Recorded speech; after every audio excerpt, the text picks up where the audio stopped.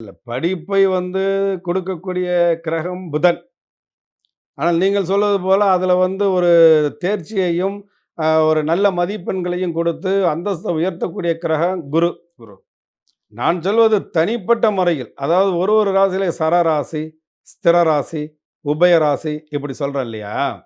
அப்ப அந்த சரம் ராசி அப்படின்னா, அதற்கு வந்து பாதகம் செய்யக்கூடிய கிரகங்கள், ஸ்திரம் ராசிக்கு பாதகம் செய்யக்கூடிய கிரகங்கள்னு கணக்கு பண்ணும் பொழுது, நம்ம ஏமாளிகள் பட்டியல், ஏமாந்து கொண்டே இருப்பவர்களுடைய பட்டியல்ல முன்னுரிமை யாருக்கு குடுக்கிறோம்?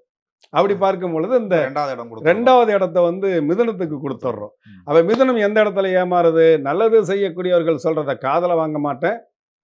எனக்கு முகத்துக்கு நேரா நீ நான் உன்ன மாதிரி ஒரு நல்ல மனுஷனே கிடையாதுன்னு சொல்லும் பொழுது ஏமாந்துருவேன்.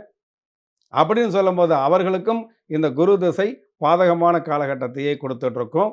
செவ்வாய் திசையும் அவர்களுக்கு பாதகமான காலகட்டத்தை கொடுத்துட்ருக்கும்.